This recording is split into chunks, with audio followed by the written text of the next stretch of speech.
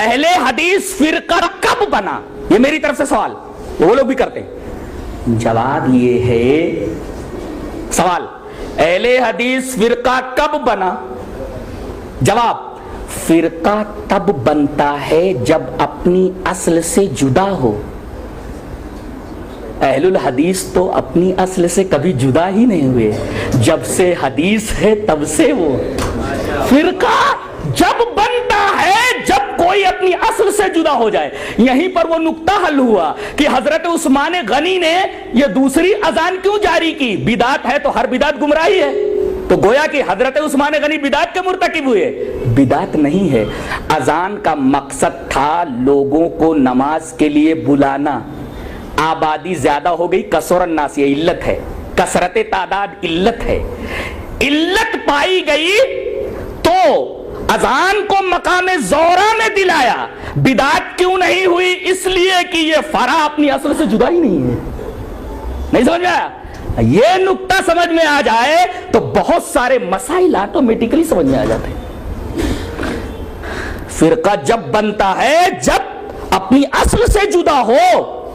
اچھا، ایک سوال اور قائم کرتا ہوں کہ جب اللہ نے تمہارا نام مسلم رکھ دیا تو تم اہل الحدیث اپنا نام کیوں رکھتے ہو؟ جواب اس کا یہ ہے کہ یہ اہل الحدیث جو نام ہے یہ وصفی ہے، مسلم ذاتی ہے، اور وصفی نام رکھنا جائز، یہ تو حدیث سے ثابت کر رہا ہوں اور عقلی طور پر بھی ثابت کروں گا۔ پہلے یہ ثابت کروں گا کہ وصفی نام رکھنا جائز ہے۔ دلیل یہ حدیث پاک، وانی الزہری سمع محمد بن جبیر بن مطعم رضی اللہ تعالیٰ عنہ عن ابیہ قال ان النبی صلی اللہ علیہ وسلم قال انا محمد وانا احمد وانا الماحی الذی یمحى بی الکفر وانا الحاشر الذی یحشر الناس على عقبی وانا العاقب والعاقب الذی لیس بعدہ نبی، رواہ مسلم فی کتاب الفضائل۔ حضرت امام مسلم رحمہ اللہ اس حدیث پاک کو اسے کتاب الفضائل کے اندر لائیں۔ نبی کریم صلی اللہ علیہ وسلم نے ارشاد فرمایا، میرا ذاتی نام ایک محمد ایک احمد ہے، اور میرے کئی وصفی نام ہیں، ایک حاشر ہے، ایک عاقب ہے، ایک ماہی ہے، ایک رحیم ہے، وغیرہ وغیرہ۔ اور ایک نقطہ یاد رکھو کہ کسی ذات کے متعدد صفات اس کی عظمت پر دلیل ہوتے ہیں، نہیں۔ قرآن حکیم کا مطالعہ کرنے والا طالب علم جانتا ہے کہ قیامت کے بے شمار نام ہیں، یوم التغابن، الواقعہ، الحاقہ، القارعہ، 50 کے قریب اس کے نام۔ ایک نام یوم التغابن، ہار جیت کا دن، 400 سے زیادہ، 400 سے زیادہ ہے، جیسا کہ حضرت فرما رہے ہیں۔ یوم التغابن اسی میں سے ہے، یوم التغابن، ہار جیت کا دن۔ ہار جیت کا دن، اس دن جنتی جیت جائیں گے، کافر ہار جائیں گے، اس وجہ سے اس دن کا نام یوم التغابن پڑا، ہار جیت کا دن۔ اور کیسی ہار؟ یہاں تو کرکٹ والے ہار جاتے پھر جیت جاتے ہیں، وہاں کوئی آپشن ہے ہی نہیں۔ ایک دفعہ جو جیت گیا ہمیشہ کے لیے جیت گیا، جو ہار گیا سو ہمیشہ کے لیے ہار گیا، کوئی آپشن نہیں ہے، سیکنڈ آپشن ہے ہی نہیں، آپشن ہے ہی نہیں۔ جو ہار گیا وہ ہمیشہ کے لیے ہار گیا، جو جیت گیا وہ ہمیشہ کے لیے جیت گیا۔ لہذا اصل کامیابی در حقیقت آخرت کی کامیابی ہے، وہاں جو کامیاب ہو گیا در حقیقت حقیقی کامرانی، حقیقی کامیابی اسی کو ملی۔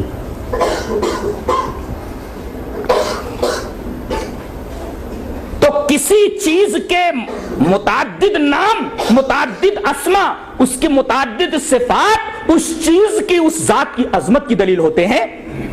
جیسے قیامت ایک امر عظیم ہے، اسی وجہ سے 400 سے زیادہ اس کے نام ہیں۔ اور امام قرطبی رحمۃ اللہ علیہ نے یہ بات لکھی ہے کہ کسی چیز کے متعدد نام اور کسی چیز کی متعدد صفات اس کی عظمت شان کے اوپر دلیل ہوتی ہے۔ عربوں کے ہاں، اہل عرب کے ہاں تلوار کی بڑی عظمت تھی، بڑی اہمیت تھی، لہذا انہوں نے صرف تلوار کے لیے 500 الفاظ جمع کیے۔ 500 ورڈ ہے تلوار کے لیے۔ تلوار کے لیے کتنے ورڈ ہیں؟ 500 الفاظ ہیں صرف تلوار کے لیے۔ اتنی رچ لینگویج ہے یہ عربی، تلوار کے لیے صرف 500 ورڈ ہیں، 500 الفاظ ہیں، اتنی رچ لینگویج ہے۔ گویا کہ تلوار ان کے لیے بہت اہم تھی، لہذا اس کے نام بہت زیادہ۔ اسی وجہ سے اہل الحدیث کبھی اپنے آپ کو اہل الحدیث کہتے ہیں، کبھی اصحاب الحدیث کہتے ہیں، اور کبھی سلفی کہتے ہیں، اور کبھی محمدی کہتے ہیں۔ یہ بہت سارے نام، متعدد صفات در حقیقت اہل الحدیث کی ذات مسلم کے عظمت کے اوپر دلیل ہے۔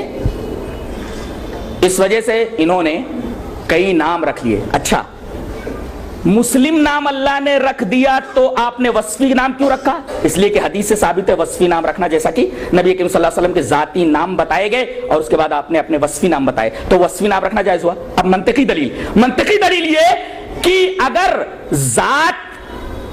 ذاتی نام کوئی ہے اور اگر وصفی نام رکھا جائے تو یہ جو وصفی نام ہے یہ ذاتی نام کا معرف ہو، مقسم نہ ہو.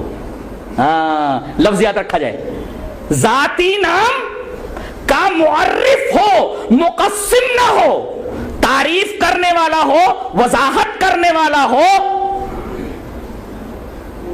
اور اس کی وضاحت کرنے والا ہو، تقسیم کرنے والا نہ ہو. اب بتائیے اسلام از اکول ٹو اہل الحدیث، درست ہے کہ نہیں؟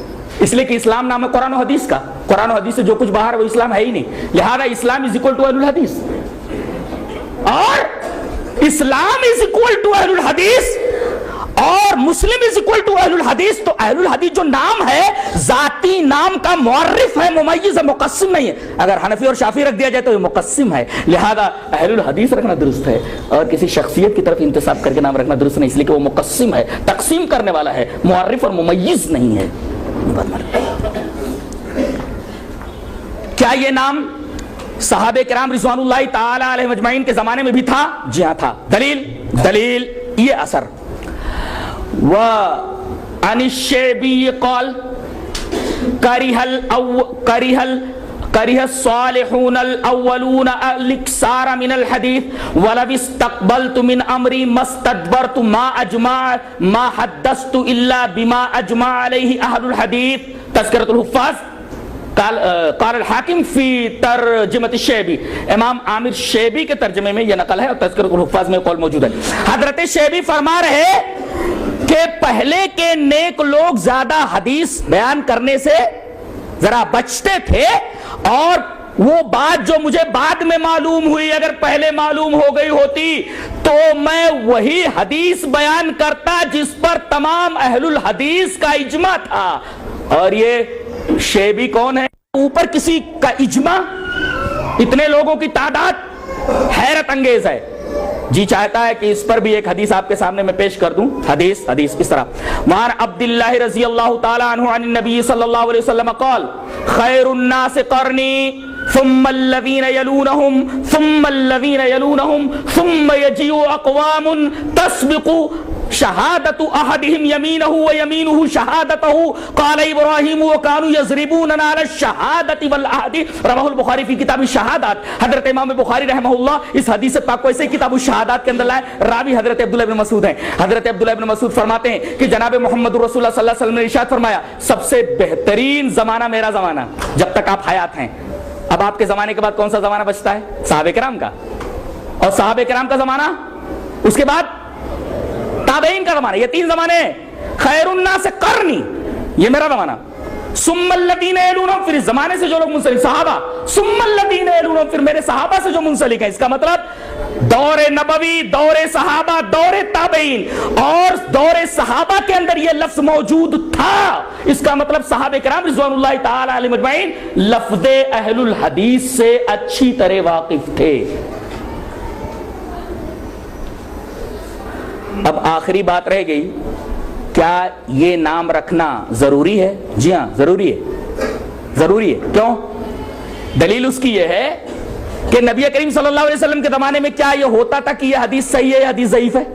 رسول اللہ صلی اللہ علیہ وسلم کوئی بات کہہ رہے، کوئی حدیث بیان کر رہے تو اس کا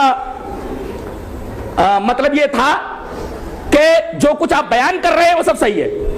آپ یہ تھوڑی کہتے تھے کہ یہ بیان کر رہا ہوں یہ حدیث صحیح ہے حدیث ضعیف ہے. اور صحابہ کرام بھی یہ نہیں کہتے تھے کہ یہ حدیث صحیح ہے حدیث ضعیف ہے. اچھا بعد میں جب صحیح حدیثوں کے اندر ضعیف حدیث گھس گئی تو فقہاء نے، محدثین نے کہنا شروع کر دیا کہ یہ حدیث صحیح ہے حدیث ضعیف ہے، تاکہ معلوم ہو جائے کہ صحیح حدیث کیا ہے ضعیف حدیث کیا ہے، تاکہ لوگ ضعیف حدیثوں کو چھوڑ کر کے جو انسانوں نے گڑھ لی تھی نبی کریم صلی اللہ علیہ وسلم کی حدیث کے اوپر آ جائیں. تو آج پہلے مسلمانوں کے مقابلے میں صرف کافر تھے تو اور نام رکھنے کی ضرورت نہیں تھی، لیکن آگے چل کر کے جب بدعتیں پھیلی تو مسلم کے ساتھ ساتھ اہل السنہ نام رکھا گیا بدعتیوں کے خلاف، اور سنت کا پتہ چونکہ حدیث سے چلتا تھا لہذا اہل الحدیث انہوں نے نام رکھا، اس لیے کہ اہل السنہ ہو ہی نہیں سکتا کوئی جب تک کہ اہل الحدیث نہ ہو، اس لیے کہ سنتوں کا پتہ حدیث ہی سے چلتا. کوئی سنت ڈھونڈنی ہو تو آپ کہاں ڈھونڈیں گے؟ حدیث ہی کے اندر تو ڈھونڈیں گے. اس کا مطلب اگر کسی نے کہہ دیا اہل الحدیث تو اہل القرآن بھی ہو گیا، اہل السنہ بھی ہو گیا، محمدی بھی ہو گیا، سلفی بھی ہو گیا، سب کچھ ہو گیا. یہ لفظ اہل الحدیث بہت جامع ہے، یہ در حقیقت ممیز ہے دیگر تمام ان فرقوں کے مقابلے میں جو اپنی خواہشات اور اپنی اہوا، اپنے آرا، اپنے خیالات فاسدہ اور اپنی افکار کاسدہ کے اوپر قائم ہیں. ان سے تمیز دینے کے لیے یہ نام رکھنا ضروری ہو گیا ہے. جیسے کہ محدثین کے اوپر یہ ضروری تھا کہ بتائیں کہ یہ حدیث صحیح ہے، یہ حدیث ضعیف ہے، تاکہ لوگ صحیح اور ضعیف کے درمیان فرق کر کے تمیز کر کے حدیث سے صحیح کے اوپر عمل کریں. ایسے ہی ضروری ہے کہ لوگ یہ نام رکھیں. آج لوگ کہتے ہیں کہ یہ نام در حقیقت ایک فرقہ ہے. بہت غور سے سنو، لے کر جاؤ، آج یہاں سے لے کر کیا جاؤ گے؟ یہ آخری بات. ایک صاحب نے کہا کہ 4 ہی تو فرقے ہیں، یہ 5واں کہاں سے آیا؟ میں نے کہا کہ 4 فرقے کون سے؟ بولے کہ ایک سمندر ہے. بولے ہاں سمندر ہے، اس سے 4 نہریں نکلی تو پانی تو وہی ہے، پانی تو وہی ہے. ایک سمندر ہے، 4 نہریں نکلی. امام ابو حنیفہ رحمۃ اللہ علیہ کی نہر، امام شافعی کی نہر، امام مالک کی نہر، امام احمد، 4 نہریں نکلی. یہ 5واں کہاں سے آیا؟ میں نے کہا 5واں وہی سمندر ہے.